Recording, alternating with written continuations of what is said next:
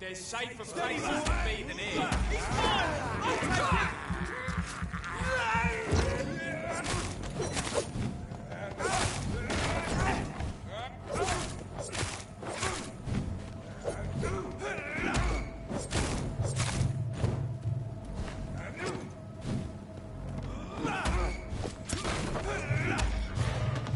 Watch out for their team!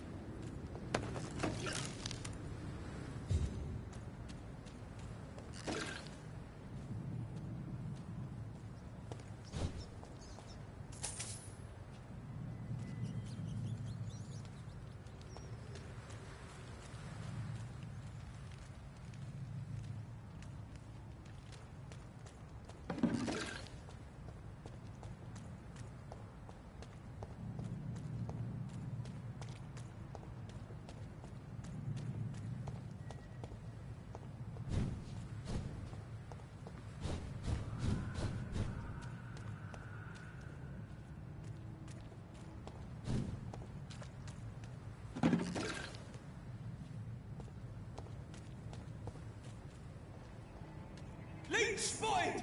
Watch out!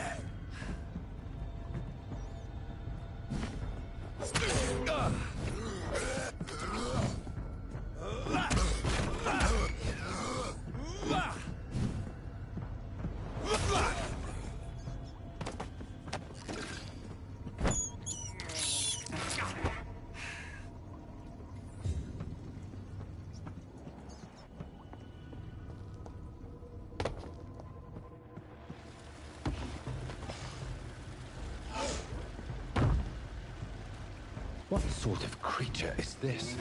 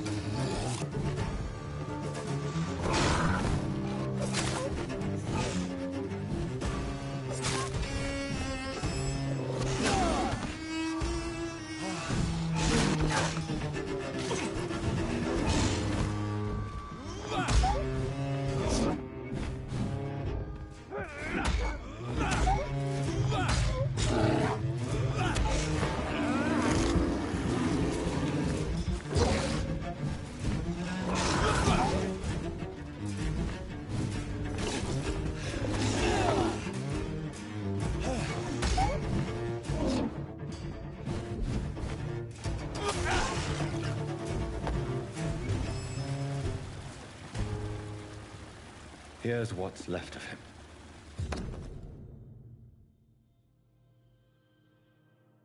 Some voucher for a free checkup in Whitechapel. What is Nurse Crane up to? I really must find her.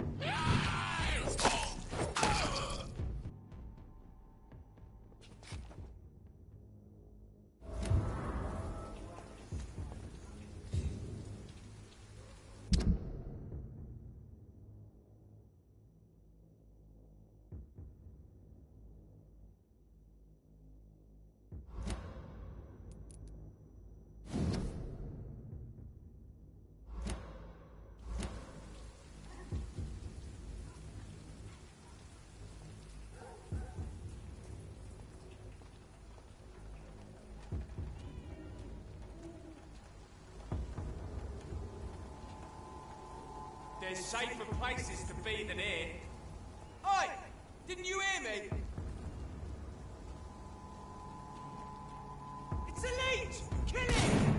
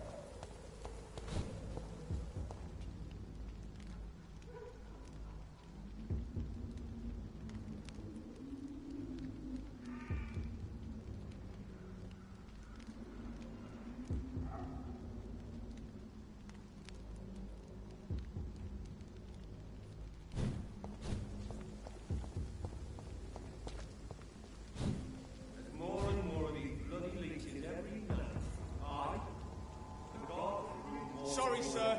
No admittance. Sir, step away now! It's one of them!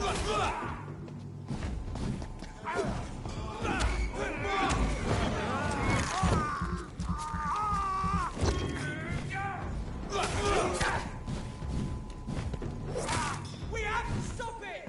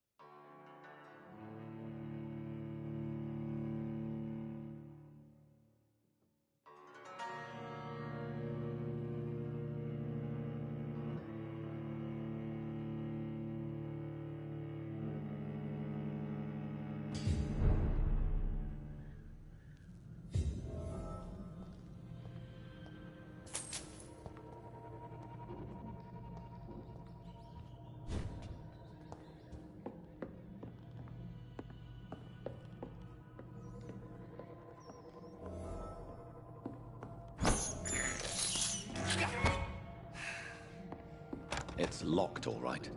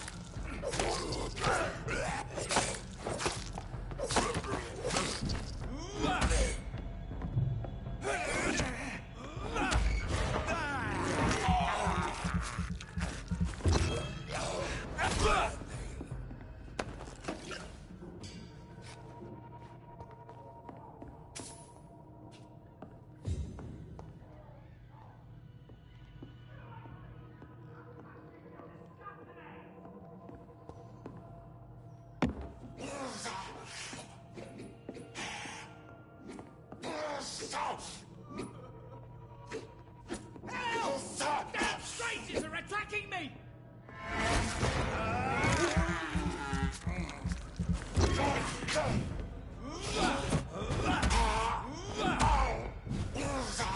Get away from me! You're disgusting ants!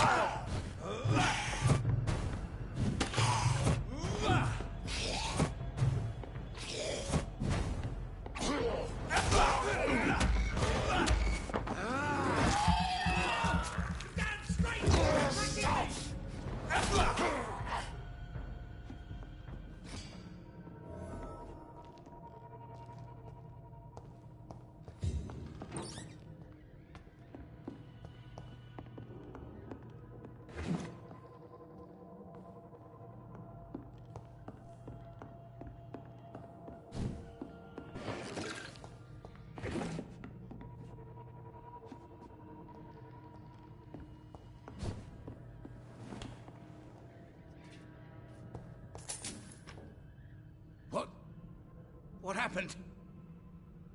Who are you? It's all right, sir. You're safe now. Oh, a fellow Englishman. Thank you, sir. For a moment, I thought those bloody heathens had killed me. What are you doing here? This place is not safe. Yeah, it's a cesspool, but it's mine. I came to collect some overdue rent, but those who still live here have gone completely bonkers. You're very lucky to be alive. Yeah, filthy immigrants. Fucking savages, every one of them. And now with this bloody fever, they're just animals. You can find safety of sorts in Whitechapel. If you're quick and cautious, you'll be able to avoid the savages.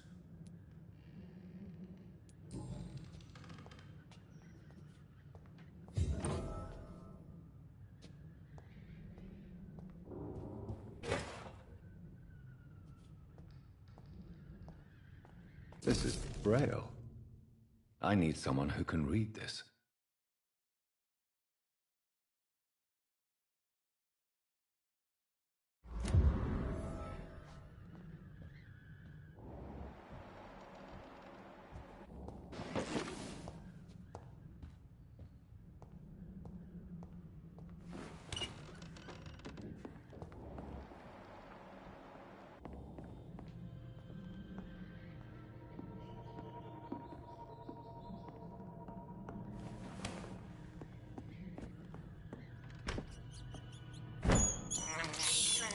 I have this thirst for blood.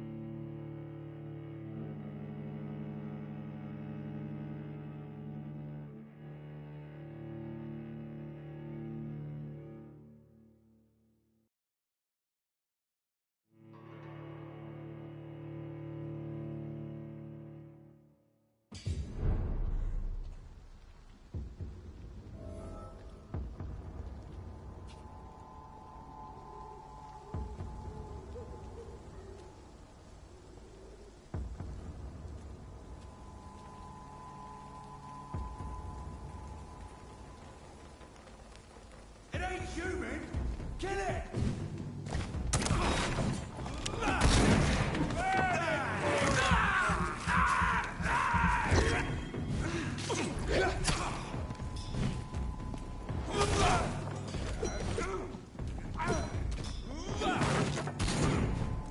I'll put an end to this! I hate beaches!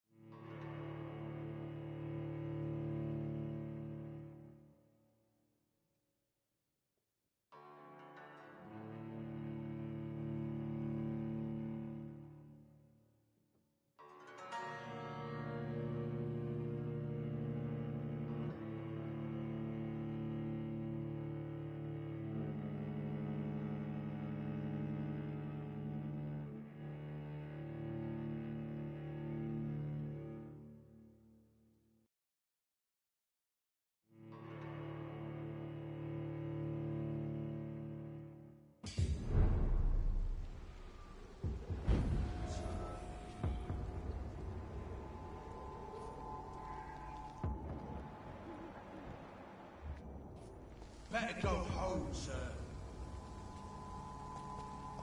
This one's mine!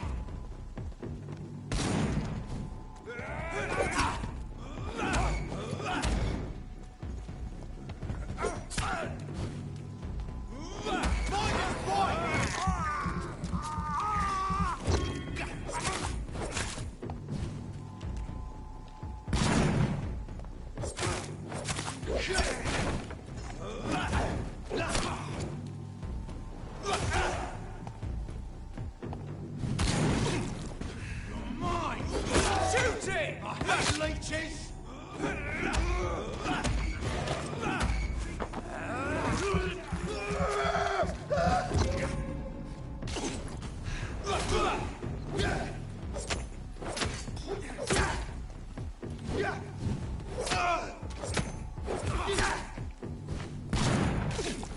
Die, vermin!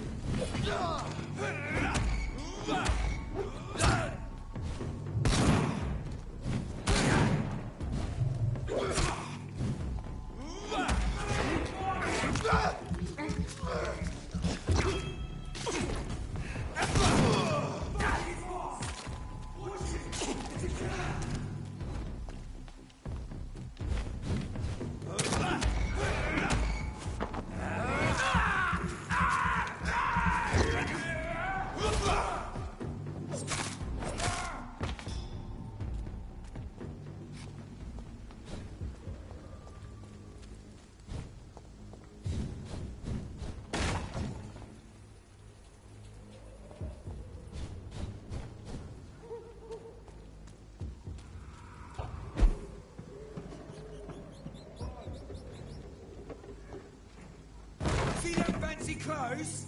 This one's a top.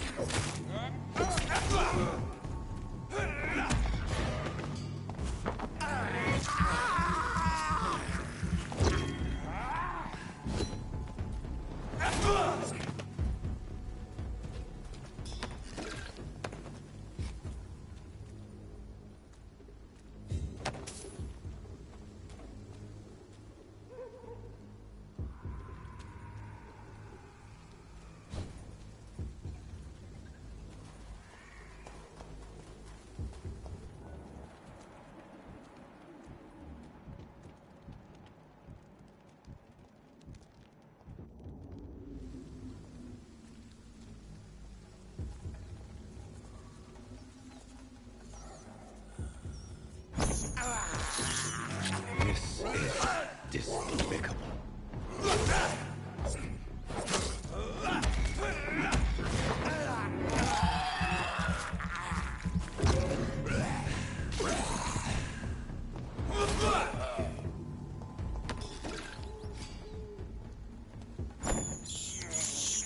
I have this thirst for blood.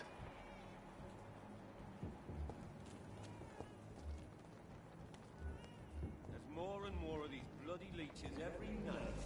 Aye, but the gods improve more and more every year. Must be your phone.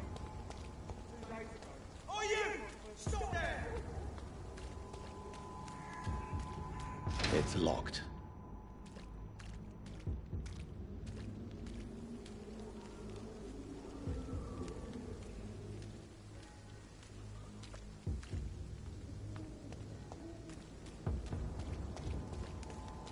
Die, vermin!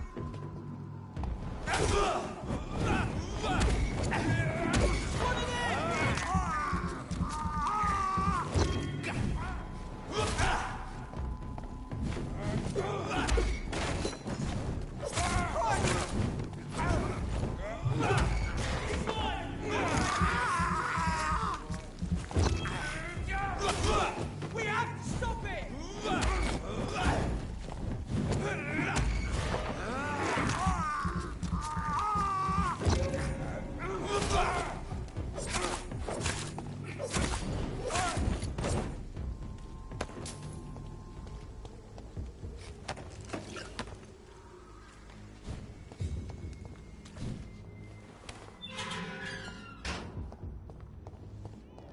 Whitechapel.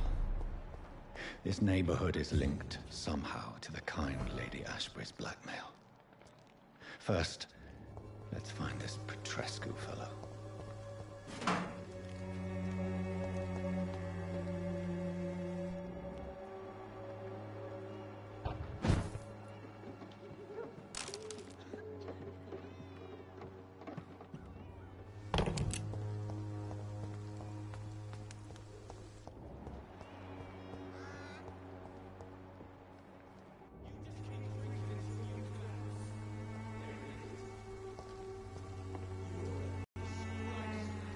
Fuck you all!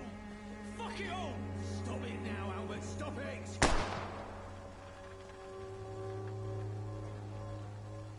I won't end up another drunk arsehole littering the streets. It's not me.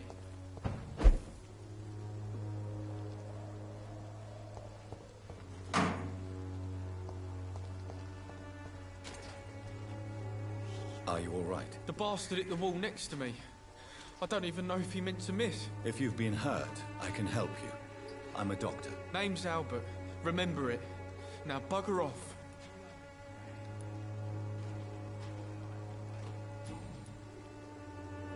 What happened? Did you really steal that man's medication? Hey, I didn't do anything. It ain't me.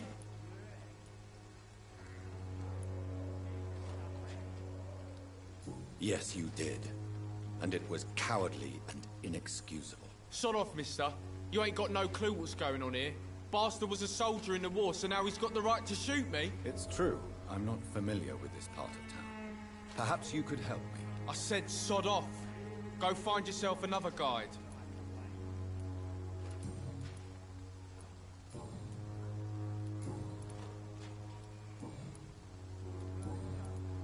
Do you know Nurse Dorothy Crane from the Pembroke Hospital? If you know anything about her, I'd appreciate it. Never heard of her. She's pretty, I'll keep an eye out. I found the recruiter you were expecting. He's dead, but he carried a note. The Wet Boot Boys have accepted your application. I knew it! I told you I was tough enough. I'll be free soon. Free? You may soon find out that you have simply traded one set of shackles for another. You're all fancy words, none of which concern me. Go worry about someone else. I'm fine and I have a future here.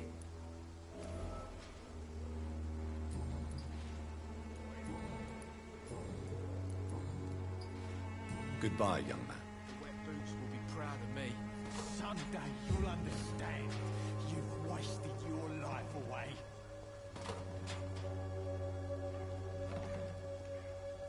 I won't end up another What? drunk old- Shooting a boy in the middle of the street. Not the best thing to do, wouldn't you say? What?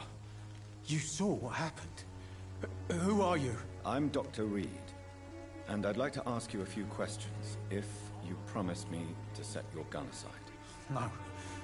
Look, I'm not a violent man. I'm Benjamin Palmer, doctor. And no one can help me. Not even you. What can you tell me about this place? Nothing to say, really. This is where I used to live, and this is where I live now. You don't have anywhere to go? No family that would welcome you? Not since the death of my wife, Albert's mother. She was sick, you see. Long before the flu and all this shit. You mean you used to have a better life? Yeah, I had a wife, a home, and a job. I even used to have a name. Now I'm just Ben. Ben the Tramp. Perhaps you could focus for a moment and tell me your troubles. I'm sick, broke, and my son just stole my pills. Everything's coming up roses.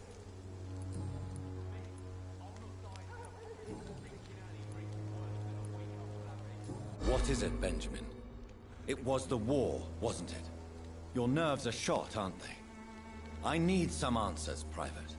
From one soldier to another. The doctors called me a liar. A coward. Put me in a straitjacket, locked me up. Finally, they sent me back to the front lines with a handful of tablets. It's a pity that doctors still practice such barbaric methods. It's a dishonor to our profession. Now only the pills stop me thinking about this shit. To not hear the explosions. I'm even scared of the dark these days. Whatever the boy did, I'm sure he didn't deserve a public execution. I swear I didn't want to hit him. It's just that I'm sick in the head, you see, and the boy just frayed me last nerve.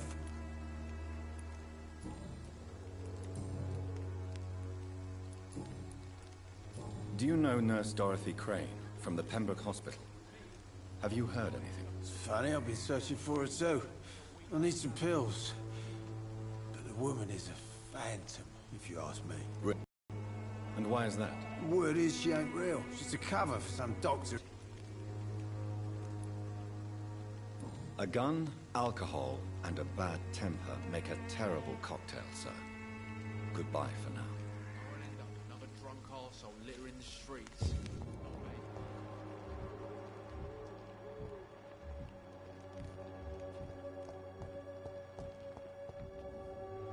How are you, boy? I'm not your boy, all right? Now piss off. Do you need assistance? Please. Feeling tired these days. There you go. Let's hope nobody steals it from you. Very funny. Goodbye, young man. I won't end up another drunk arsehole littering the streets. Not me.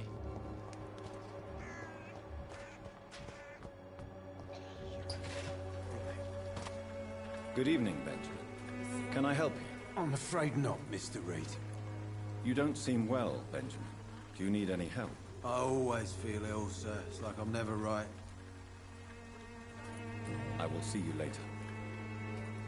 A gun, alcohol, and a bad temper make a terrible cocktail, sir. Goodbye for now. Effectiveness has been proven by many. Even the flu is no match for the Swanborough cordial. Good evening, miss. Good evening, sir. Are you interested in a miraculous cure for this unknown and deadly epidemic? Actually, I am. Then you have come to the right place. The famous Swanborough cordial is all you need to help keep you in perfect health. Oh, really? Why didn't I hear about it during my studies? I'm Jonathan Reed, by the way. Dr. Jonathan Reed. Ah, my brother has spoken of your research, sir. I'm Loretta Swanborough, and it's always a pleasure to meet a fellow healer. I'd like to see what kind of medicine you're selling.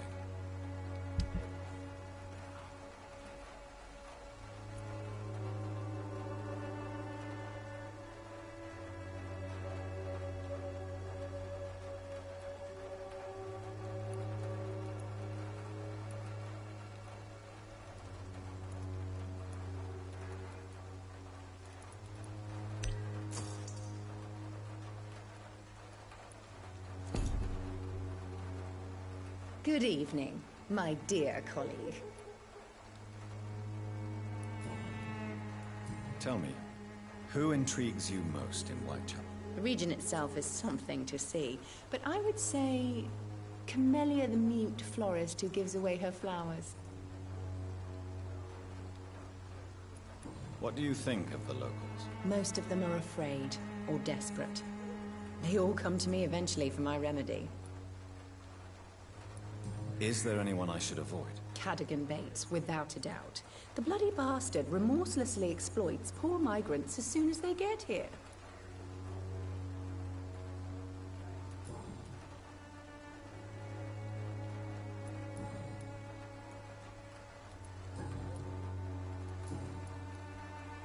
Do you know Nurse Dorothy Crane from the Pembroke Hospital? I'd like to know more about her. I don't like to talk about competition. Competition, you say? Never met her, but it seems she provides some sort of medical care to the poor. The whole thing has to be some sort of scam, if you ask me.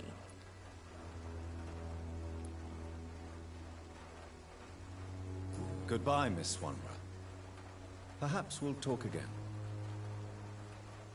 If I could get some work. When science fails you, everything would be better. this elixir will give you faith again.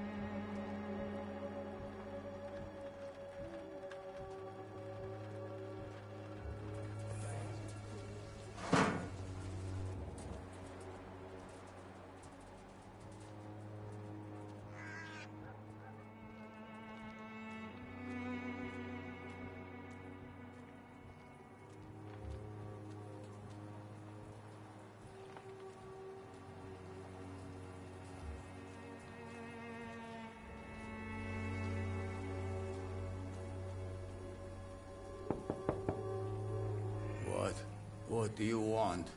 Leave me alone. Good evening, sir. I'm Dr. Reed. I'm looking for Nurse Dorothy Crane. There is no Dorothy Crane here.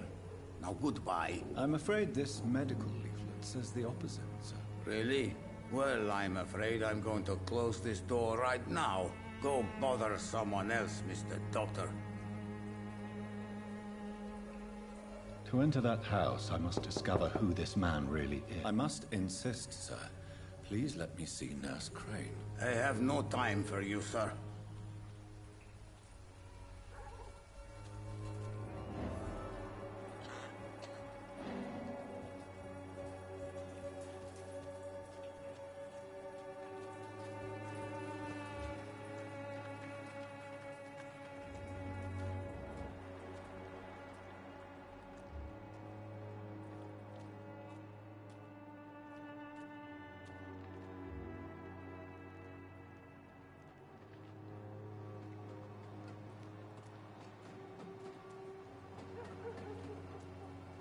I cannot enter.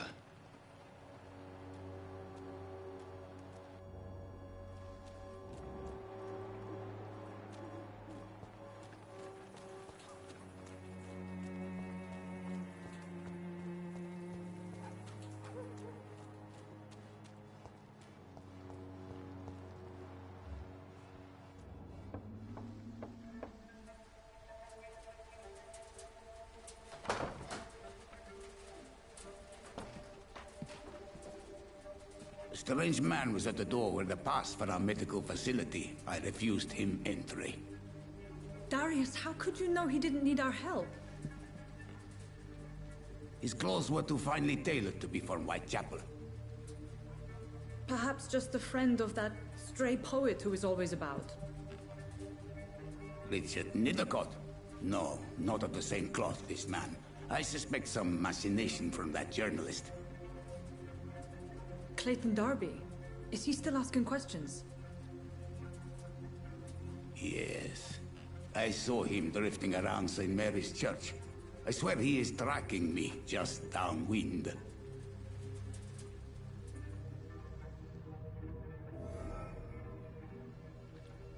I must talk to that journalist or the poet. They must know about Darius. Nearby the church they just mentioned.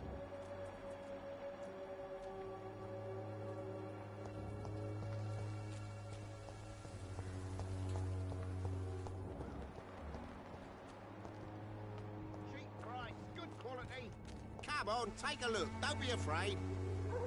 Welcome, sir. Please, take a browse of my wares. I am Dr. Reed. I would like to ask you a few questions, if you don't mind. Doctor? Interesting. I'm Barrett Lewis. Usually I don't have time to waste with talk, but at this hour of the night I can hardly refuse. How is business around here? Business? I have no business. Between this racket, theft, and customers getting scared, I'm losing money every day. I see. Sounds like you blame someone in particular for your situation. It's no secret Joe Peterson spends his time harassing merchants. But with me, he's trying to put me out of business once and for all. As a merchant, you see Whitechapel every day. Have you noticed anything out of the ordinary recently? Well, you mean besides the epidemic, the war, and all the usual crap?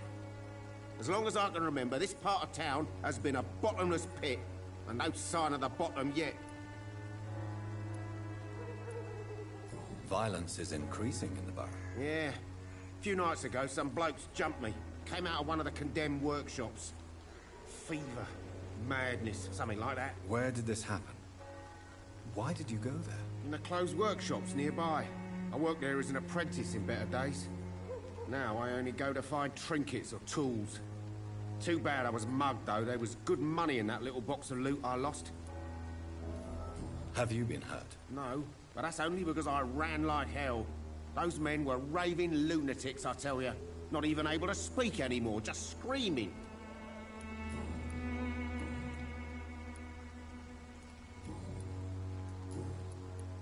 Have you heard of a nurse called Dorothy Crane? Nurse Crane? So the bitch really is a nurse, then? I always thought she was just some crafty foreigner, that one. Yes, she's a nurse, and quite a good one. What did she do to gain such notoriety? Dorothy Crane ain't even a real name. Something like Dorothea Craniu. Something like that. Came to England fleeing the war, I was told. That doesn't explain why she irritates you so much. Your precious Nurse Crane gives away medical supplies and prescriptions for free. I offered to sell it for a fair cut, but no. Miss Crane wanted to play the quiet saint. Goodbye for now, Mr. Lewis.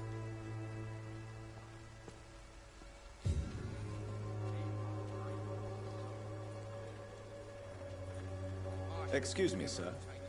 I have a few questions for you. Another journalist? I didn't answer the first one, so piss off! I'm not a journalist, I'm a doctor. A doctor, you say? It's quite a rare breed in this part of town. Really? But still, here I am. Dr. Jonathan Reed, at your service. I'm Joe Peterson to some, but Colossus Joe to most. And I don't remember asking for your service, sir. May I ask what you do around here? I do whatever I want, and sometimes even more. Now sod off. According to you, physicians are scarce in this part of town. Why is that? Not familiar with this neighborhood, are you? I guess your fancy colleagues are too afraid of being stabbed in the back. This part of town does have quite a reputation. Would you say it's justified? Totally. Look at me, for instance. I always look my opponent in the eye before knocking him out. How did you become the local bully everyone is afraid of, Joe? There's no pride in roughing up poor bastards. But this is the only job I've found. And it pays well, too. A job? So you're racketeering for someone else? I got enlisted by the Wet Boot Boys, a gang from the docks. I'm their muscle for their dirty work. You survive at any cost, even at the expense of others. Perhaps that's just the law of nature. I don't care what you think, sir. I do what I have to do for my own reasons, and that's that. I'm not sure Mr. Lewis would agree with your by all means necessary philosophy, sir. Oh, do you really think he's the poor victim here? Barrett can be as sneaky as anyone. Long ago, I even called the bastard my best friend.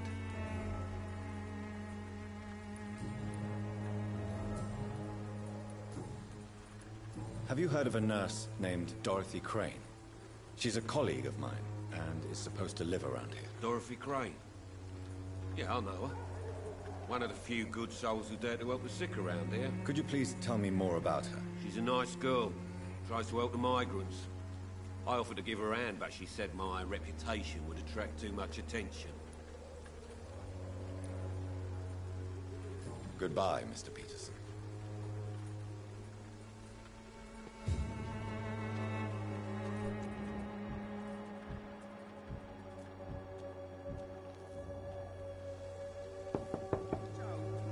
Hello, young man. I'm Dr. Reed, and I would like to ask you a few questions. May I enter, please? Sorry, no, sir. My father does not like people entering our house, you see. Your father is worried about you, boy. He asked me to look for you. So my father actually worries about me, then? Okay, then. Come on in. I'm Harry, by the way. Even my dreams are soaked with gloom.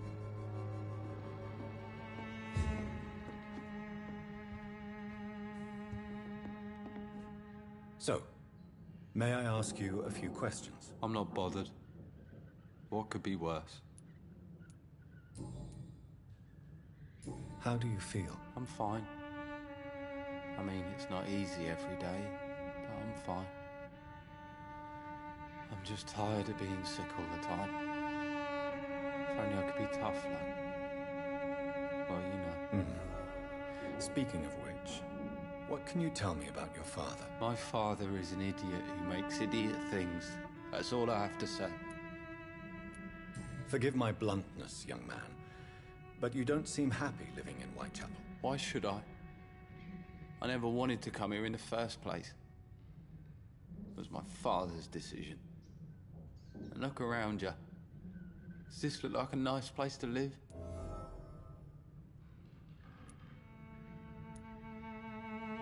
This place is awful, I agree. But does that not mean your situation can only improve? That's exactly what my father says. Harry, you should be grateful for what you've got. But I wasn't even consulted when we moved here.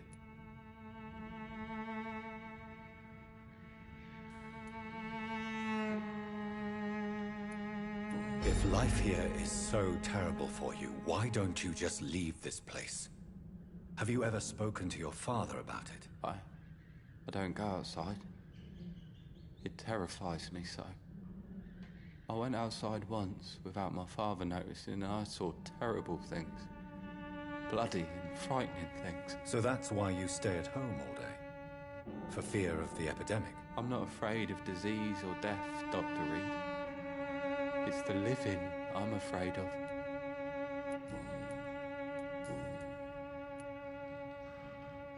Your father and Mr. Lewis used to be good friends. What happened, Harry? I was young then. I don't remember Mr. Lewis ever coming back again after my mother died. Or was it after my father started bullying him? I don't know. Have you tried speaking to Mr. Lewis about it? I don't go out often, but yes. And he scolded me and told me to leave him alone. I guess my father frightens him too much. But you are not responsible for your father's actions. Am I not? Dad always says that he joined that gang for my safety. So if I wasn't born, people wouldn't be worrying about Colossus Joe.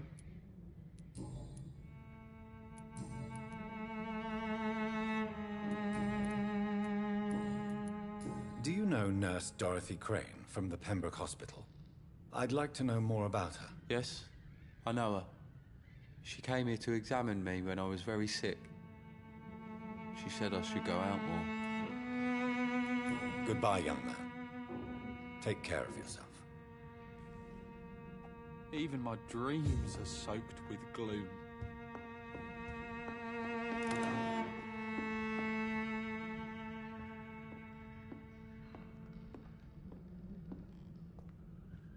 Is there only pain and suffering in this world?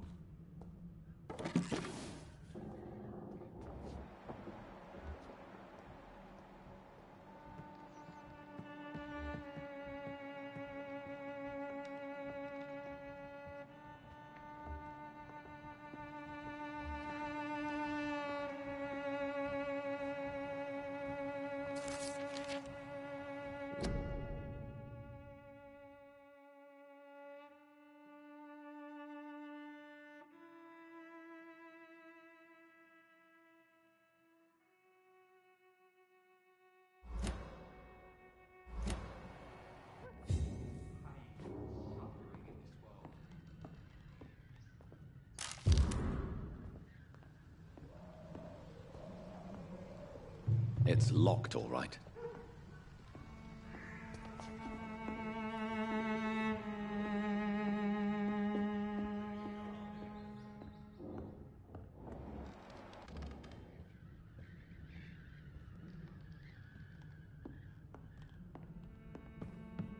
Is there only pain?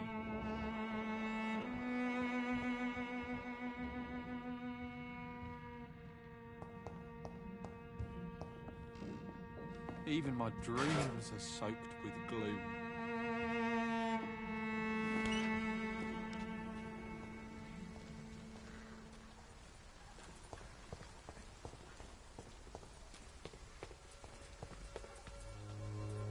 Forgive my interruption. Do not apologize, my son. Father Tobias Whitaker is always happy to teach mortals about the incoming Armageddon. I am Dr. Jonathan Reed, and I just have a few questions. A scientist? You are much more lost than I thought, my son.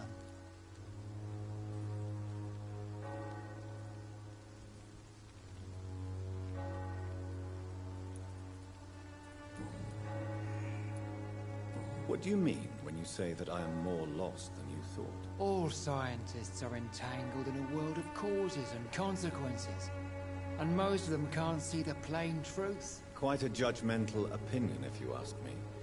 But what do I know?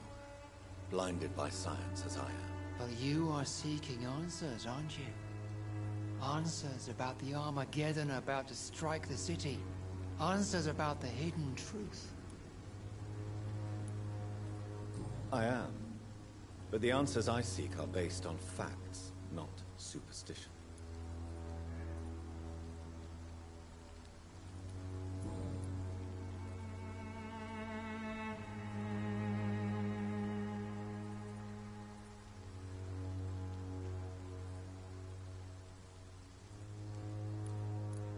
Do you know Nurse Dorothy Crane from the Pembroke Hospital? I'd like to know more about her. I don't like the liberal ideas of nurses, but I especially abhor that Nurse Crane you mentioned.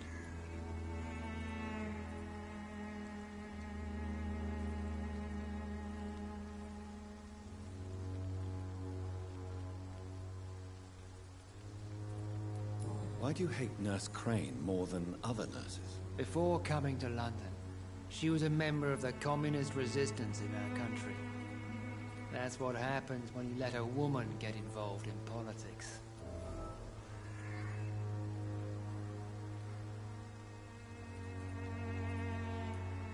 So you're not exactly a fan of Florence Nightingale's work. But nurses are essential for modern healthcare. Nuns should be the only women allowed to take care of male patients. It's obvious only they have the necessary moral fiber.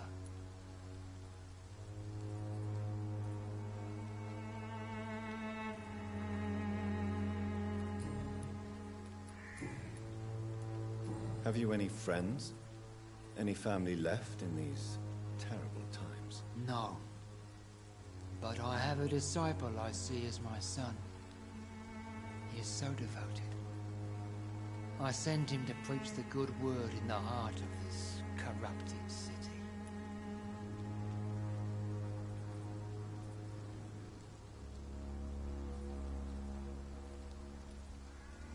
You sent him on some preaching crusade during the epidemic. As a true believer, Samuel will fear no evil while he walks through the valley of the shadow of death.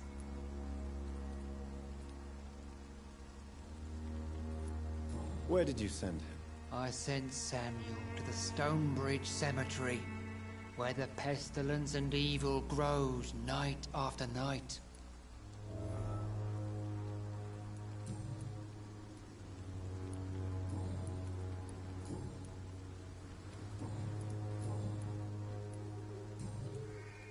I have heard enough for tonight. Goodbye.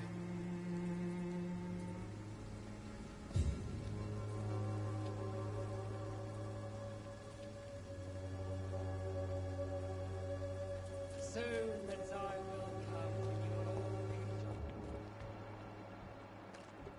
You look so pale, my lord. Would you like... Don't be shy, handsome. What can Christina do for you? I'm not looking for what you're selling. But I'd like to ask you a few questions, if I may. I'm a doctor. Dr. Reed. All right then, but be quick. Though I usually get paid when I open my mouth.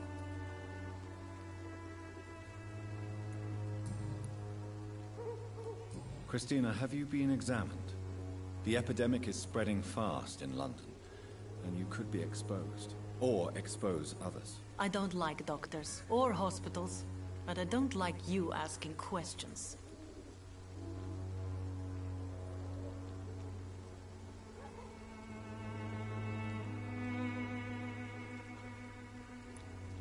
Considering your line of work, I assure you it is only a matter of time before you have health issues. If it is going to happen, it will happen. Right now, I need money. That's what's important. You can put your own life in danger, that's your decision. But what about your clients? If you're contaminated, you will put them in danger too. And you think that would worry me? If you knew the men I deal with, their health would not be what you'd worry about.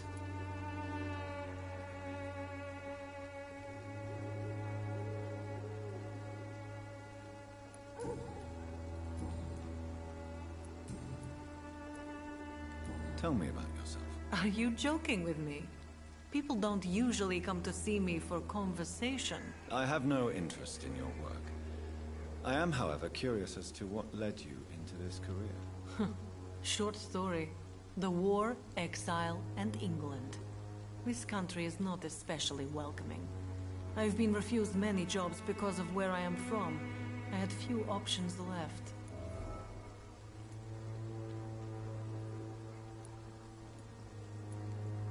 I'm sure you could have found another job, perhaps less lucrative. Maybe you should try again. And when exactly was the last time you looked for a job? Or worried about the rent, or what, or when you were going to eat?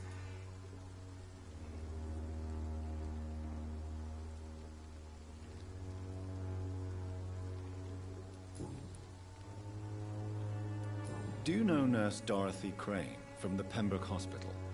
Anything you can tell me about her would be helpful. I don't know her, but I know her name is Dorothea Crăciunescu. She came from Romania like me and many others. You seem to respect her. Dorothea helps the sick people of Whitechapel. Everyone should respect that.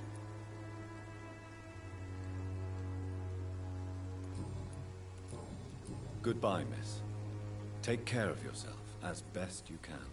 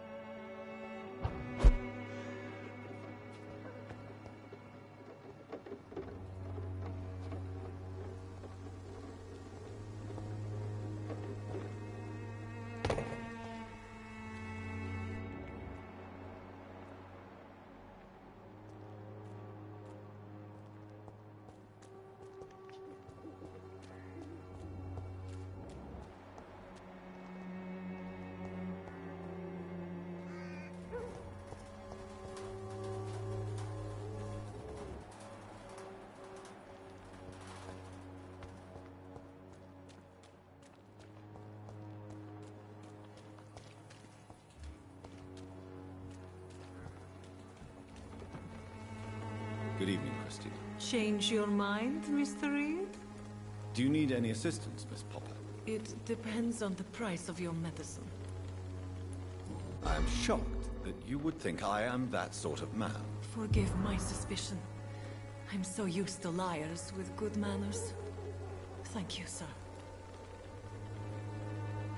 Goodbye, miss. Take care of yourself as best you can.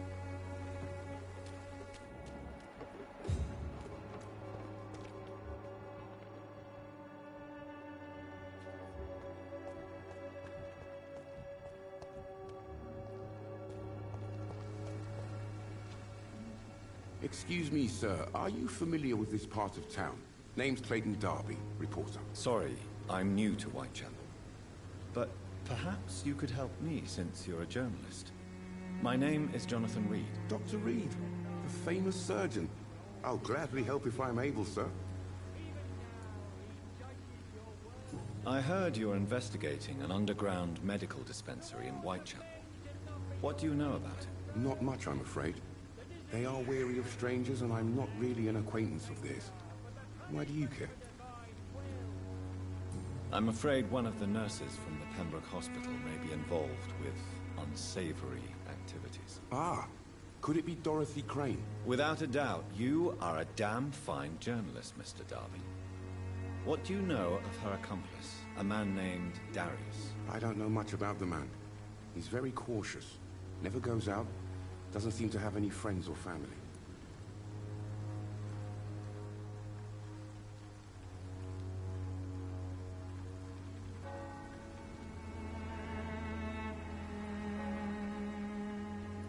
He never goes out?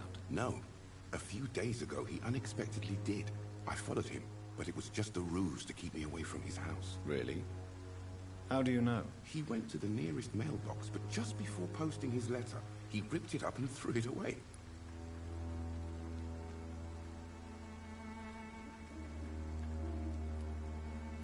He has no relatives at all? No, except for that strange man, a poet named Richard Nethercott, who sometimes comes by.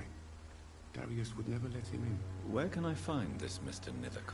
He spends most of his time lurking around Whitechapel, talking to himself or declaring verses. These days, you can usually find him behind the church.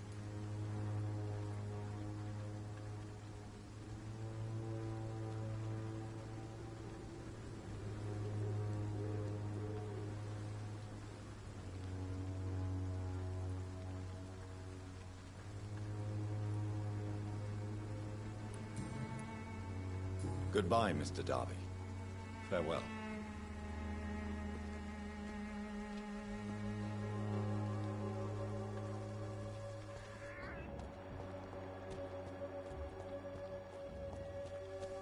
I'm cheap and I'm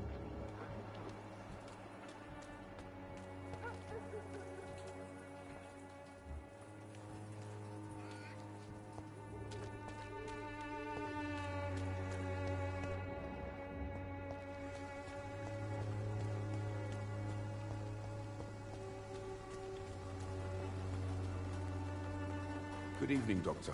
Can I help you?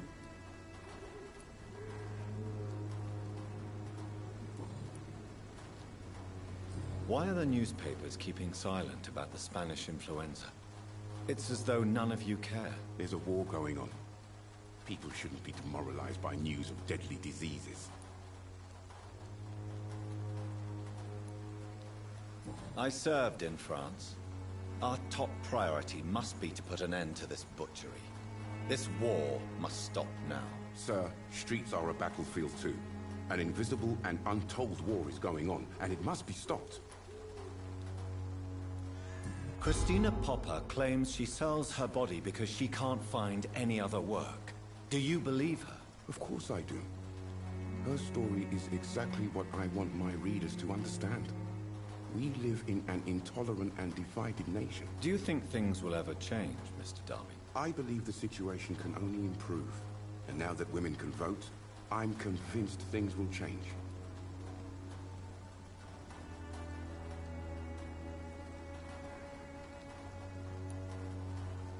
What is a journalist doing in this borough after sunset? He goes where none of his colleagues would dare to go, to inform the country.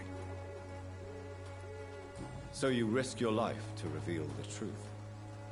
I saw many reporters do the same during the war. Whitechapel is the crucible of so many untold stories and tragedies. I want people to know them. That's quite honorable of you. But is the public interested? Not at all, sir. And that's why I'm an independent journalist, hoping to sell some stories. Have you any idea of the danger you face in these streets at night? I've had to run and hide more than once from frenzied mobs incensed by the fever. Do you think the flu is really responsible for this, Doctor? That science is unable to explain the facts doesn't mean there is no rational explanation. I confess, I share your point of view, Doctor.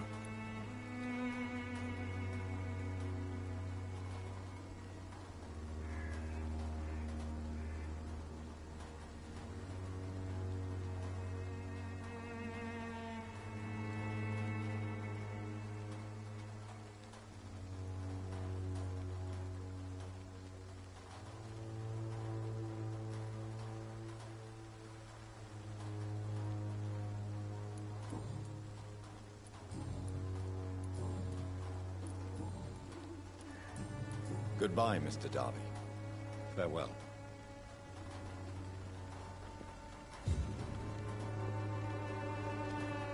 Good evening, Doctor. Can I help you? I still have questions about that Darius fellow. I don't know much about the man. He's very cautious. Never goes out. Doesn't seem to have any friends or family.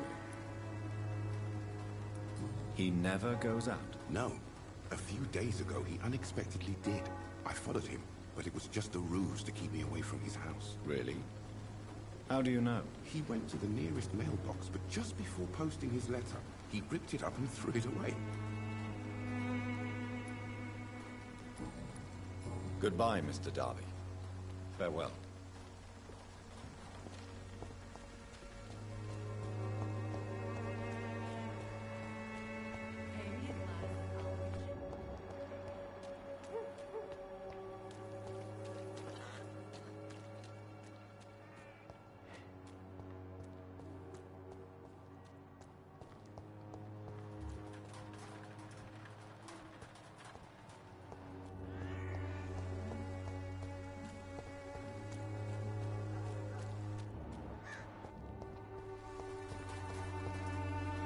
Good evening, miss. I'm Dr. Reed. I'd like to ask you a few questions. I know what you're thinking. A tall stranger who meets a girl in the street at night. It reeks of the penny dreadfuls. But I mean you no harm, truly. I know you understand what I'm saying. Your silence has nothing to do with you being mute, does it?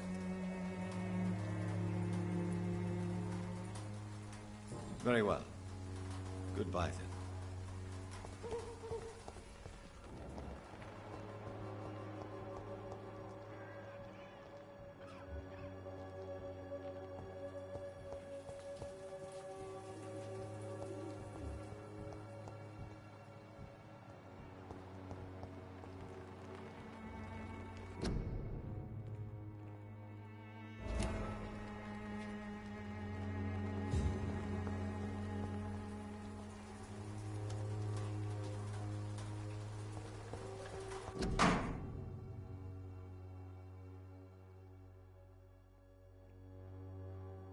The content of Darius' letter to his children could give me more leverage to enter.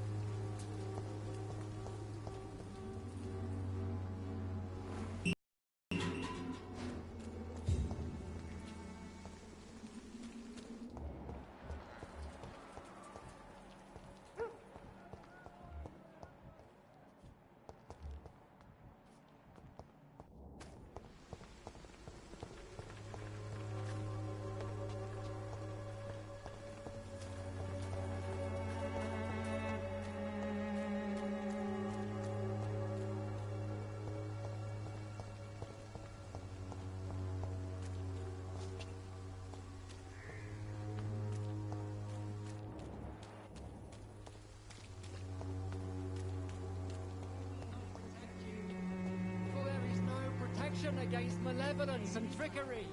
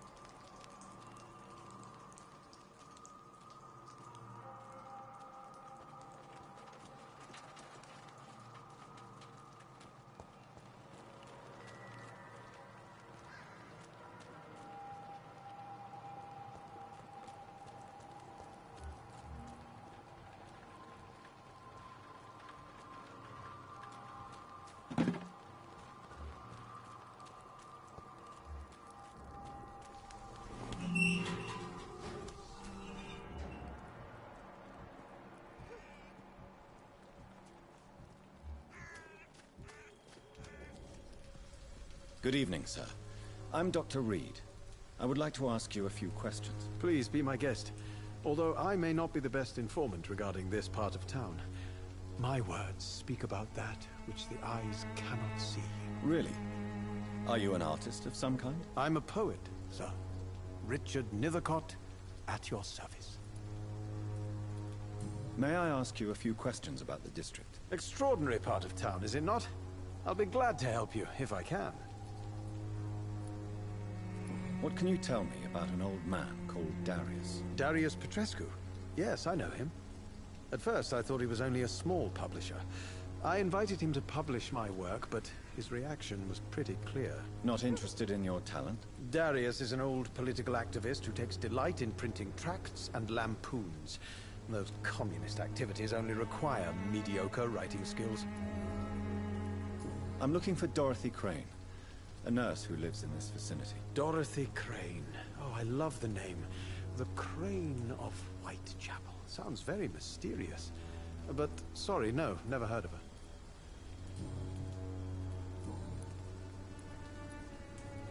Did you know the Mute Florist is a member of a secret society? No, I didn't. But I thank you for this information, sir. For it only enriches the mystery surrounding the precious camellia.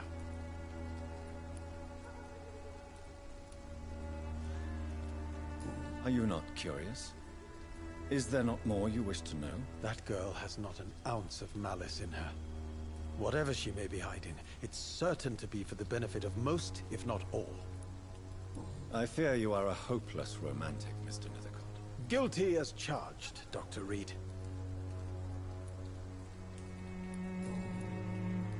Tell me, Mr. Nethercott, why seek inspiration in Whitechapel? The place is not beautiful per se, but how to explain it? Stirring and challenging.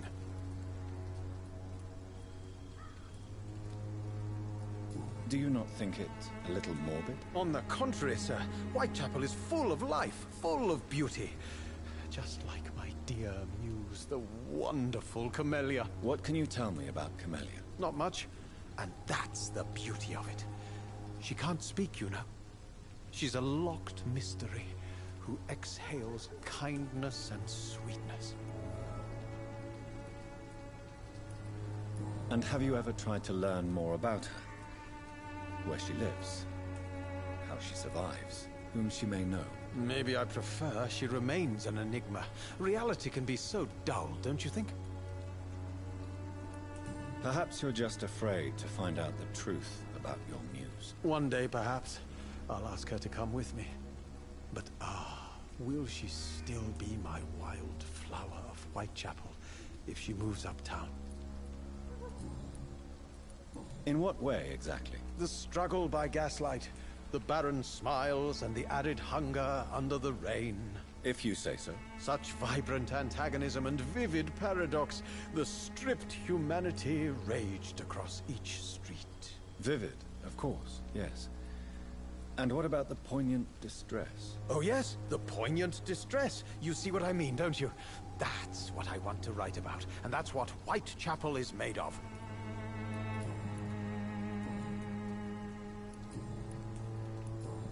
I'll leave you alone, sir. Darius is a bit less of a mystery now. It should not be that difficult to incite him to let me in. Some of us come to this world already touched by grace.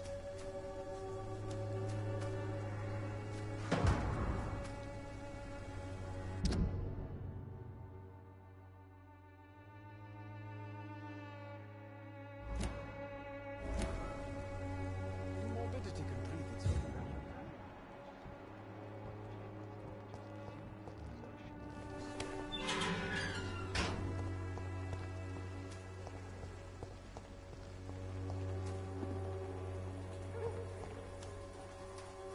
Hello again, miss.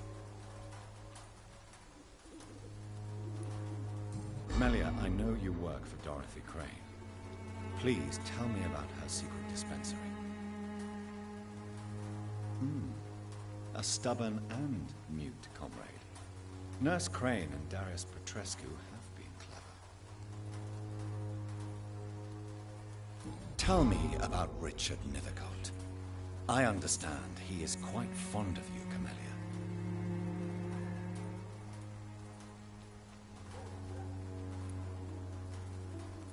Very well. Goodbye, then.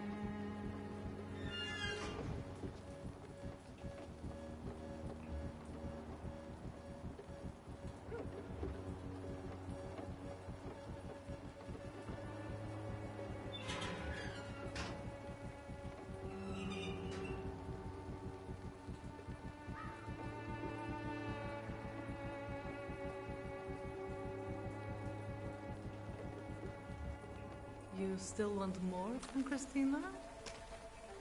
When we spent the night together, my wallet went missing. Are you calling me a thief? I don't have your stupid wallet. I know you. You're a nice girl.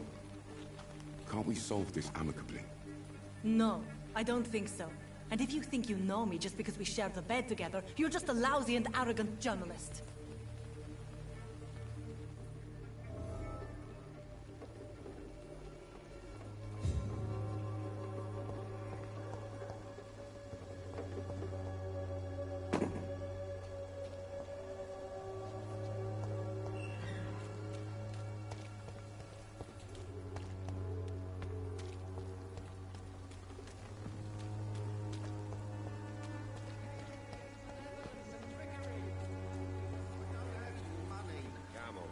You know the game, you pay for peace of mind. Can't you just look the other way this week, Joe?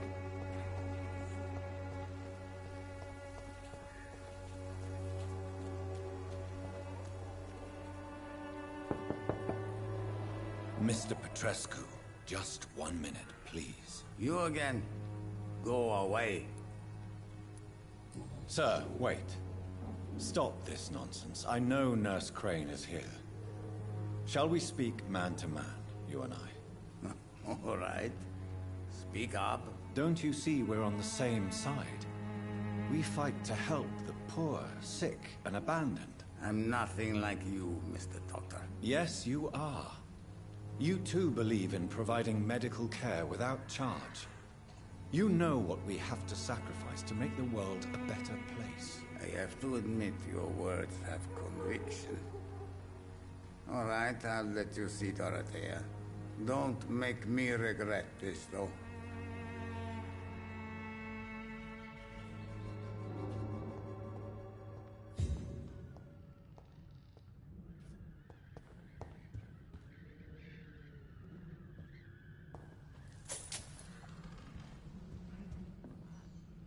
If you want to talk to Dorothea, you must go across the courtyard and take the stairs. We've not been formally introduced. May I ask your name and occupation, sir? I am Darius Petrescu. I'm here to keep snitches and spies away from Dorothea. And I also run this little print shop. Do you need some help, Mr. Petrescu? I am very tired, but that is all. I don't need you, Doctor. Well, I think you do. Take this, and you'll feel better. Free drugs from an English doctor? It must be my lucky day. Tell me everything you know about Camellia, the mute florist. I do not believe in the afterlife, Doctor, but I'm almost convinced Camellia is an angel. She volunteered to give out our medical leaflets.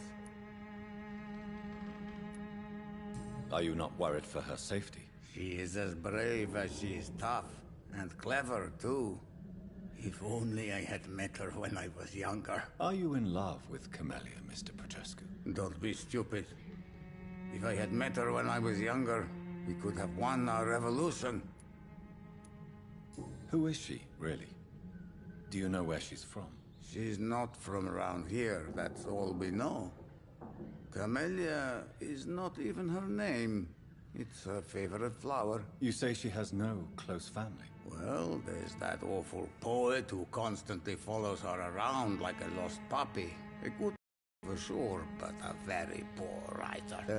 And many people in this area.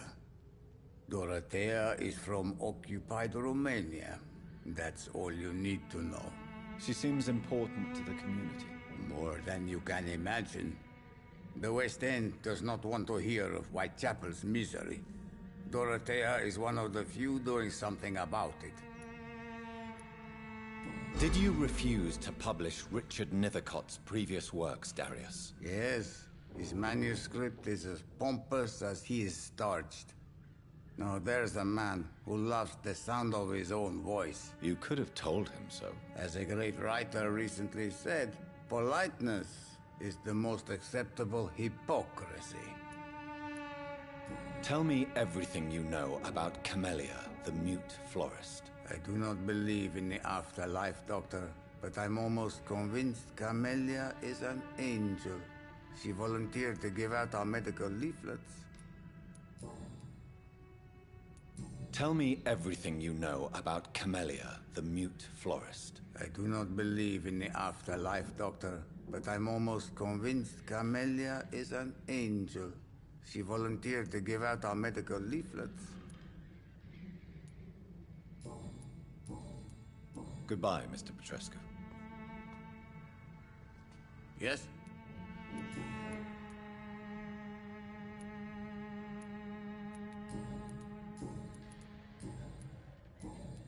How did you meet Nurse Crane, Darius? Why does she trust you? I'm her oldest friend in England. Dorothea and I share many ideas about this country and about the country we left. You mean occupied Romania, don't you? Even if not directly, I fought against your enemies. Really? Then perhaps you have more in common with Dorothea than meets the eye, Dr. Reed. I know you fought for your country when it was occupied, Darius. Tell me more about it. I know my days are numbered, and I know I won't see my homeland again. But I fought for Romania all my life, and I will until my last breath. But Romania escaped the grasp of the Austro-Hungarian Empire. It's a free country again. It is not the country I fought for. My homeland is not appeased, Doctor. And I still see a dark future ahead for my people. Do you have any family left, Mr. Petrescu? Children or grandchildren? Who knows? I have abandoned my people for so long, they might as well be dead. As dead as I am for them, I suppose. This war won't last forever. Did you ever think of returning to your country now it's free? No. I have taught strength and determination to my sons and daughters. I'm an old, dying man who only has memories of better times to cherish. Don't be embarrassed, sir.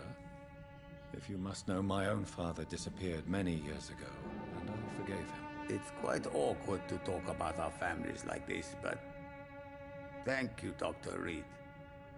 I appreciate your trust.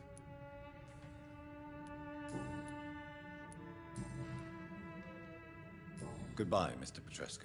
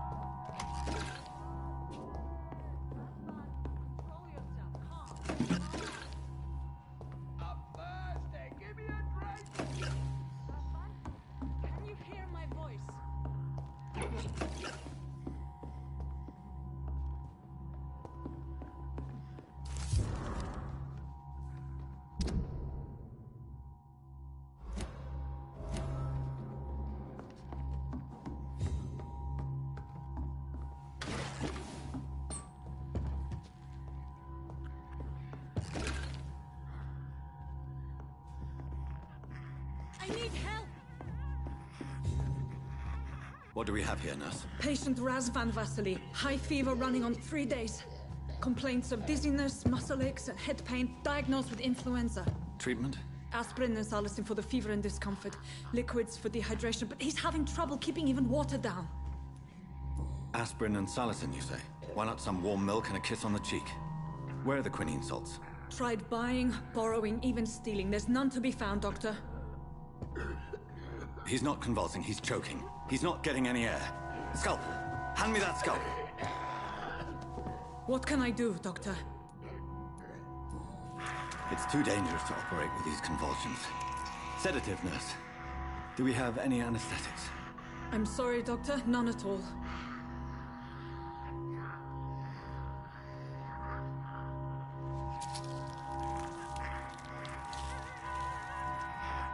I need to perform a tracheostomy.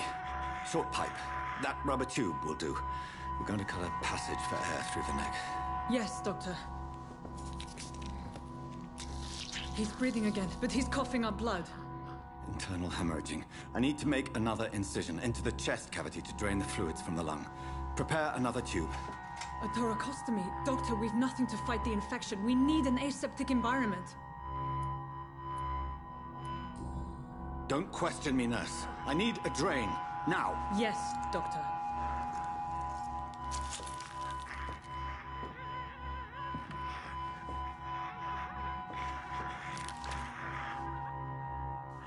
He's still bleeding, Doctor. I'm losing his pulse. The drain must have punctured the intercostal artery. There's too much blood. Are you all right, Doctor? I can't see.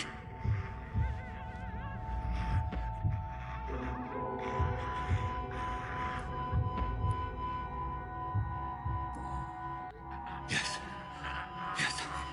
I have this, nurse. Allow me to finish the procedure alone. I need the room. I'd prefer to stay and see this through. This is my patient, Doctor. I have needle and thread for stitching the wound.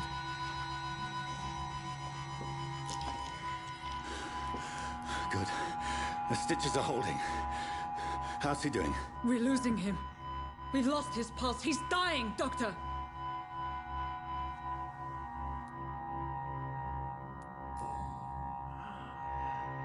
A dose of epinephrine, now. Yes, Doctor.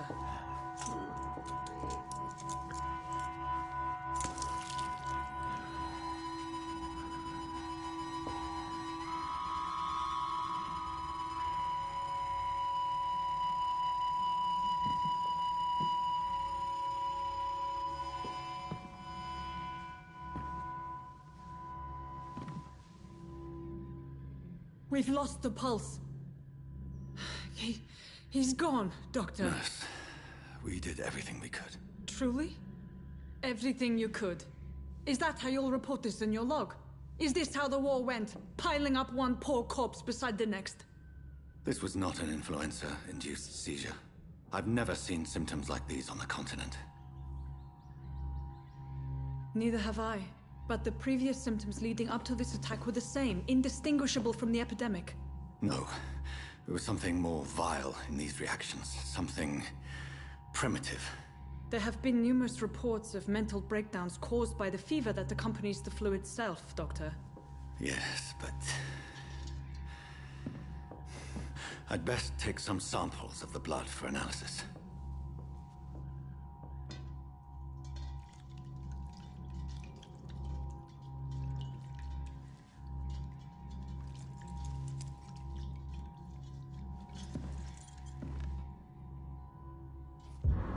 I doubt you're here to test my bedside manners. I suspect it was more than intuition alone that led you to us.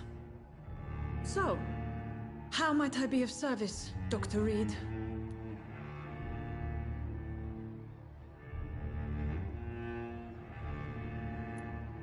Your heart might be in the right place, but you can't carry on with this blackmail. For God's sake, Dorothy, it's extortion. It's a serious crime. Doctor, you think your warnings scare me? I've stolen and plied, blackmailed and lied, but what else am I to do? I'm all these people have.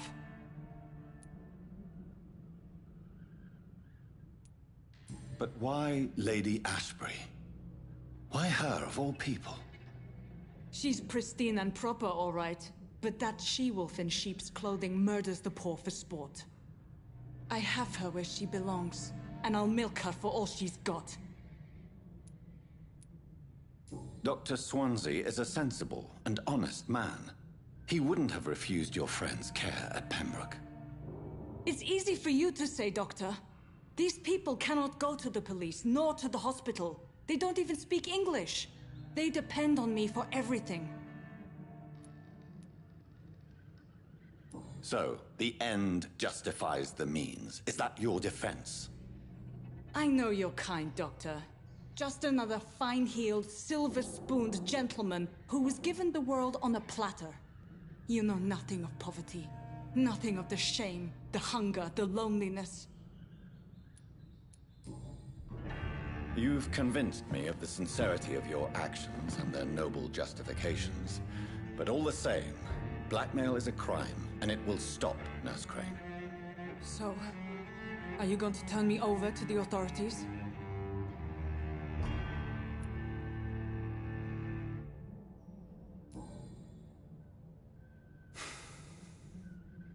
No. Your place is here. Jailing you would be an even greater crime. So, here is my proposition. I'll look the other way on your little enterprise. In exchange, you will resign from the Pembroke Hospital and provide me with medical supplies when the need arises. Dr. Reed! That sounds like a business proposition. My accomplice, then? No, just a privileged client. My research may require the occasional rare piece of equipment or ingredient. I'll pay good coin in exchange, fair and honest, to help finance your noble endeavors.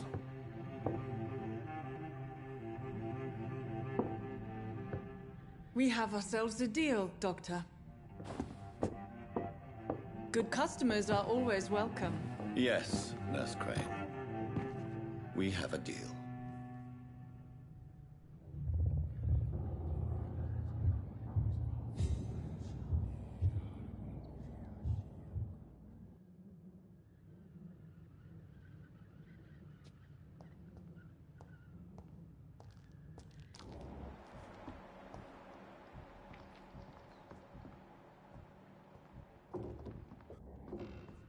It's locked, all right. It's locked, all right.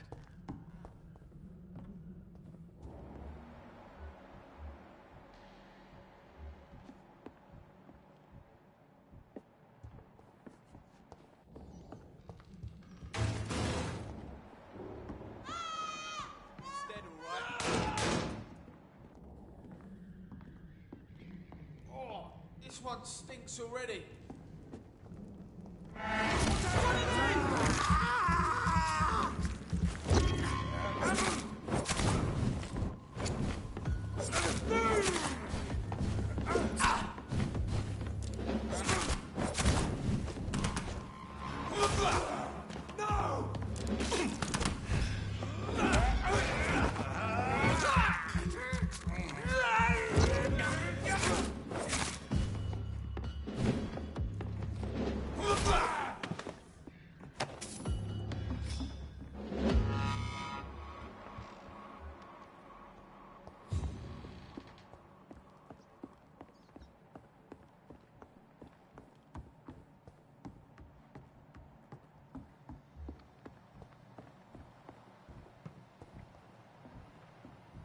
It's locked.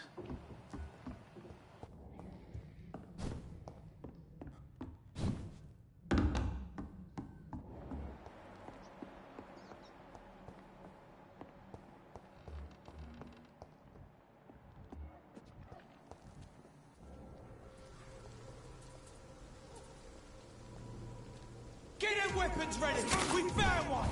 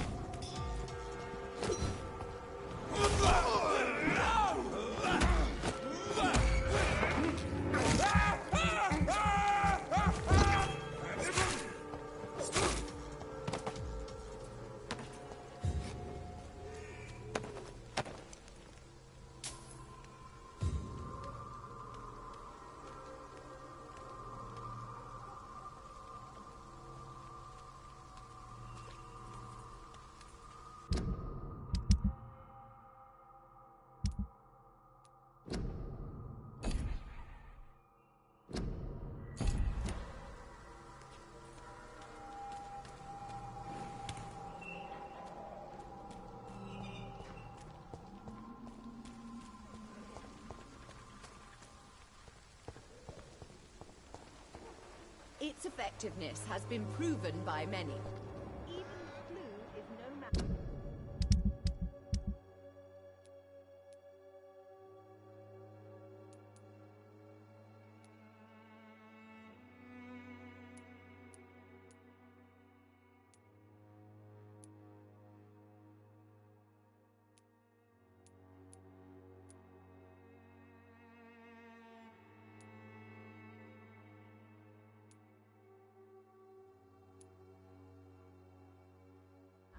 Swanborough cordial.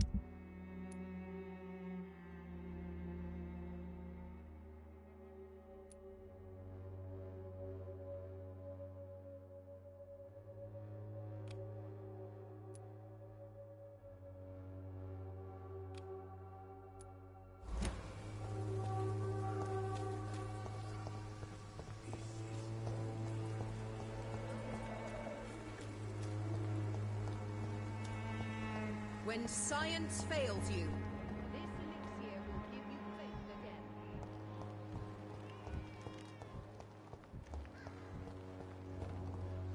Me? I'll not die in some stinking alley. I cannot enter.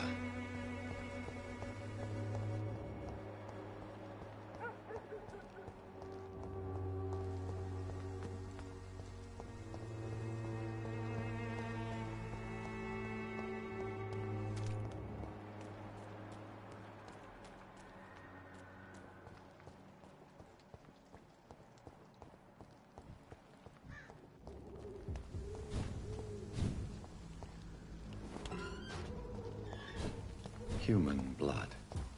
Whoever left these marks did so deliberately.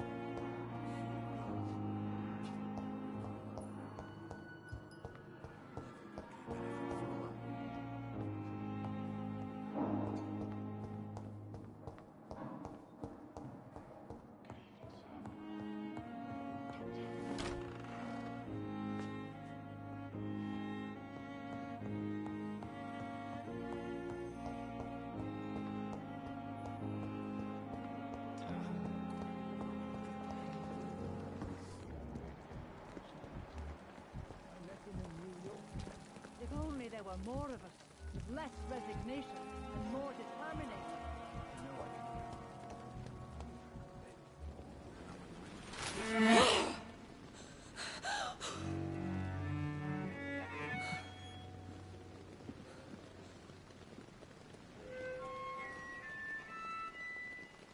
I would ask you to avert your eyes, sir. Or did you not know it was rude to stare? I knew it. Speak up, Dr. Reed. I like a man who speaks his mind. Hiding your true appetites behind a facade of compassion. Bravo. Very clever indeed. Spare me your sarcasm, Jonathan. You are but newly born in this world. We are vampires. We live by leeching the blood from weaker prey. We are Darwin's next chapter. His cynical and perhaps ultimate expression. The situation is somewhat awkward nonetheless. I have not been observed sustaining myself for many decades. I have to say I'm a trifle embarrassed. Anyway, I have concluded my inquiries concerning your blackmailer. I see. Please excuse my agitated state. Under normal circumstances, I wouldn't let anyone see me in this condition. I must confess I have not put an end to the blackmail, my lady. Unfortunately, I could not bring myself to do it. I'm so disappointed in you, Jonathan. I didn't expect this from you. Lady Ashbury, you yourself admitted how ridiculous the sum of money was. I can assure you it was all used for charitable ends. Well, you are full of surprises, aren't you, Jonathan? All right, say I trust you, but you will still pay the ransom. That is only fair. After all, it was you who failed to bring this problem to a satisfactory conclusion. I believe I could agree to that. And since a lady always keeps her promises, I will now answer any questions you may have. Why does Dr. Swansea allow you to feed on the patients of the hospital? Dr. Swansea is a good and compassionate man. He is trying to find a solution for our hunger. Until that happens, he is clever enough to understand that I only feed upon the dying. What do you know about this Brotherhood of St. Paul's Stole? The Brotherhood is well known amongst London Vampire Society. As long as our kind is discreet, and as long as they do not interfere, we have come to a mutual understanding. And no one suspected you of the murders? As you well know, suspicion has recently fallen on me of killing for pleasure. But you have my word, Jonathan. I take no pleasure in taking a life. Why did you save me in the canning factory? I could hardly stand by and watch such a promising young blood as yourself be torn to shreds by some gutter scowl. William Bishop wasn't the vampire that created me then? No, Jonathan. Whatever their strength and demeanor, Scowls are the progeny of careless vampires. It cannot be the other way round. What type of vampire is a Vampires. It is a shame these creatures run wild, slaves to their baser instincts.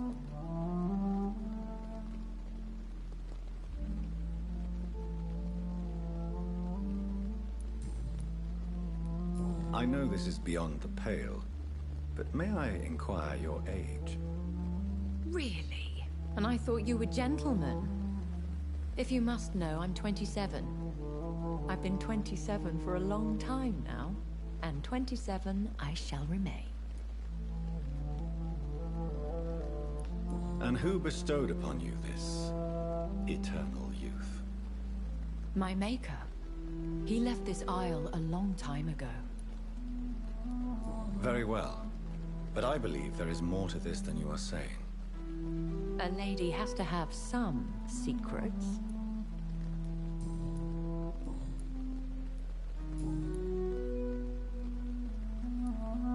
I've been hearing a voice talking in my head. Is this some kind of insanity? It feels like the voice of the vampire that created me. Hush. Tell no one this. It would be unwise to talk of such things amongst British immortals. Speak no more of your maker. How could this cause offense? Only the powerful immortals can mentally call to their progeny. No vampire or hunter will sleep easy, knowing that an unidentified elder is stalking the streets of London. Excuse my forwardness, but... are you my maker? Me? Goodness, no. Only a foolish immortal would create a progeny without taking precaution, and I'm no fool. I don't understand. Why was I created and then left for dead? That is a question only the one who made you can answer. It's not normal practice. I doubt even if you find him, he will answer you, considering how cruelly he treated you. I'd like to avoid creating another vampire by mistake anyway. Tell me, how is it done? The process is dangerous. It could even kill your potential progeny. If you did decide to sire an offspring, they must drink of your blood, Jonathan.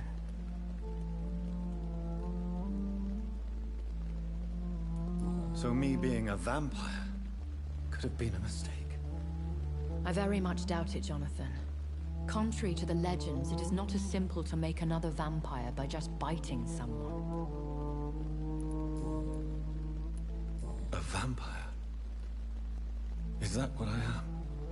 What we are? Such a crude word, defined by penny dreadfuls and drunken hacks. No. You are now an Ekon, and that you shall remain. Are you an Ekon too? Yes, I am. We are the closest thing to what man refers to as vampires. Forget what you think you know about us. So we are Ekons. How can I identify us amongst other vampires? How to put it? All Ekon are vampires. But all vampires are not Ekon. We are but a branch of the immortal tree.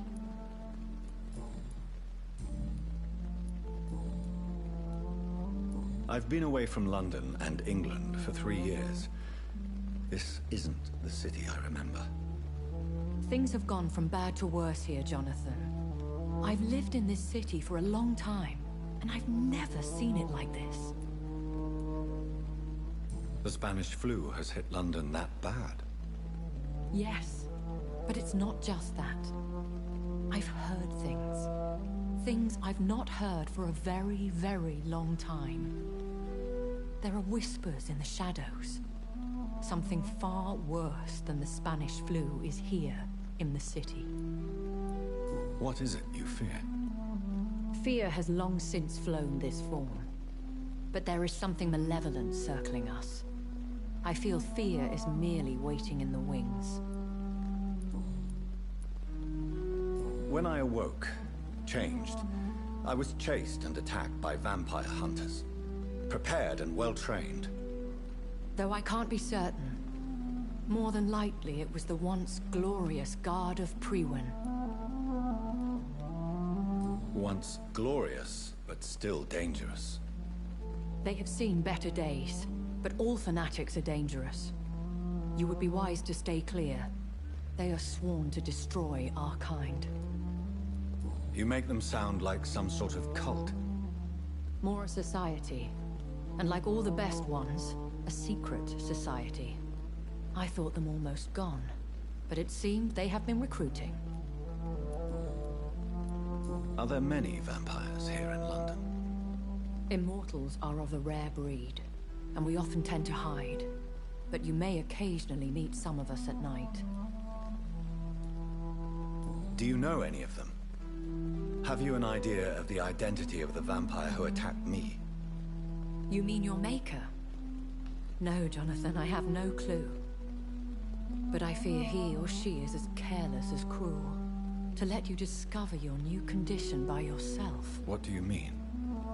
Every now and then, you may discover an immortal in the deep of the night. But we are a rare and reclusive breed. Our progeny is almost never accidental. Will they all be as affable as you, my lady? I do not see why not. But remember, even the shark smiles before he bites. That sounds like a lesson from experience. Vampire politics are as intricate and sometimes tedious as a game of chess in a gentleman's club. I've learned from experience it is best to decline to play. I bid you farewell, for now, my lady. I must quickly analyze the blood I took from Nurse Crane's patient.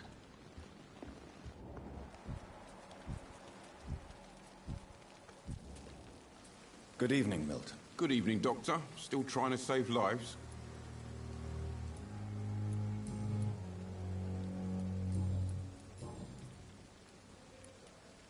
Why do you have such a mediocre reputation among your colleagues, Milton? Fuck them. Nobody knows the horrors I've seen since working here. This city was sick long before the epidemic, Dr. Reed. I know it's a difficult task, but correct me if I'm wrong. Is this not the job you are paid to do? I've seen babies left to die while their brothers were properly fed. Underage girls and boys sold to all manner of perverts. I'm sorry, I don't know what to say. Yeah, exactly. We lack words. So excuse me if I don't look on the bright side of life.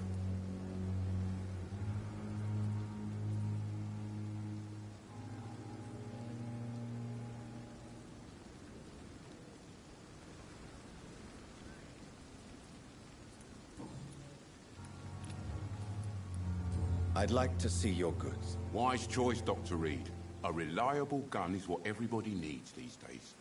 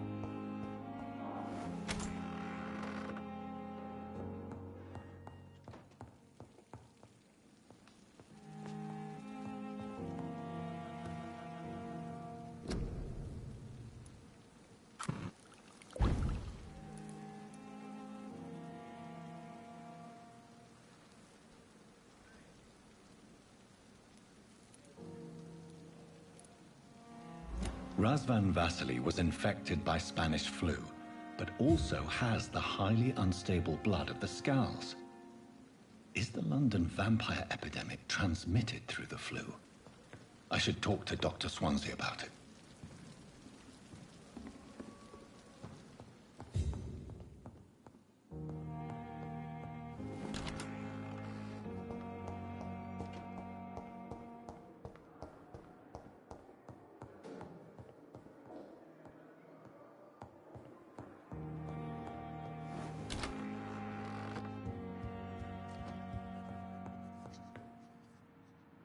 Evening, Edgar.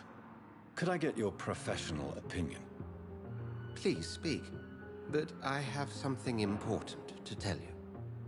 This strain of flu, it's very different from the one I saw in Europe. It's downright peculiar. Really? What makes you say that? I've just looked at the blood of one of our recently deceased. I see. Do you have anything more to go on? This disease spreads and looks like the Spanish flu, but its effects differ greatly. The London strain is different from the continental one. This is very interesting. Did you find something else?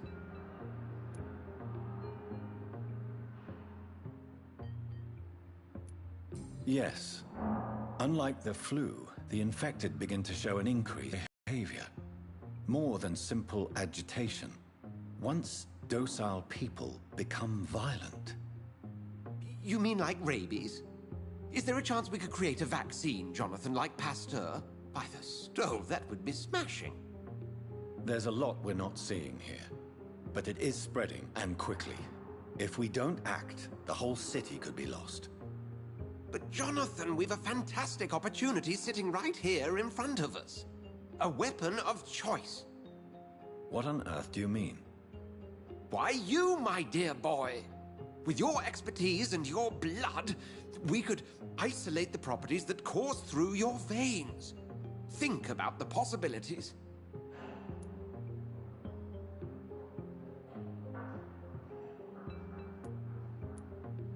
I admit it did occur to me. Blood seems to be the common factor in all of this. I totally agree. We're in uncharted territory here. Maybe it's just wishful thinking, but imagine the possibilities. We'll discuss this more later. Thank you for your time. No, thank you, Jonathan. But as I said, I needed to talk to you. I have some rather bad news. Yes? I'm afraid it's your sister. My sister? She's to be buried this evening at Whitechapel Cemetery. Your mother published the obituary this morning. I see. I'm sorry, Jonathan. Please accept my condolences.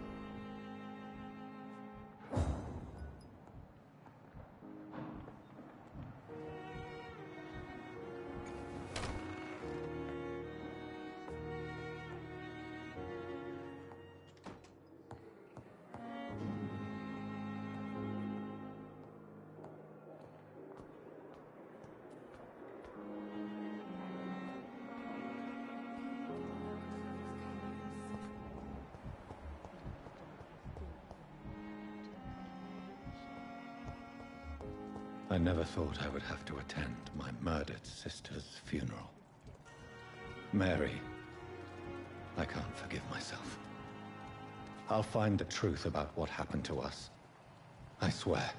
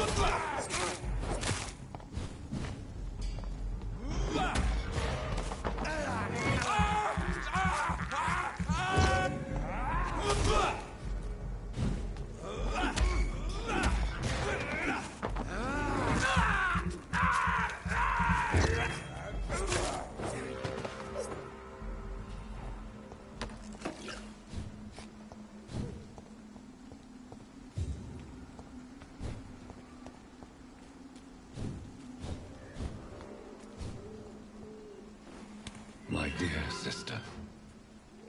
I don't know if I have the strength.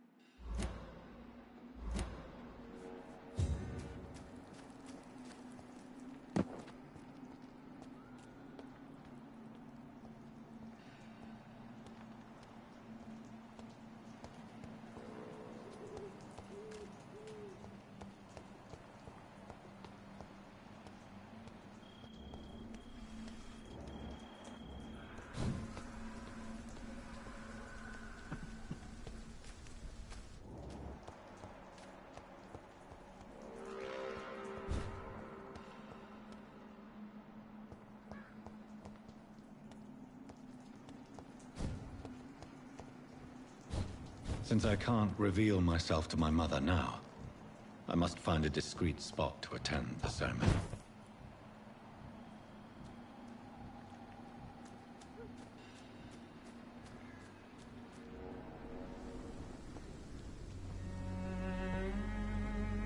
I am the resurrection and the life. He that believeth in me, though he were dead, yet shall he live. And whosoever liveth and believeth in me shall never die. We commend unto thy hands of mercy, most merciful Father, the soul of our sister departed, and we commit her body to the ground. Earth to earth, ashes to ashes, dust to dust.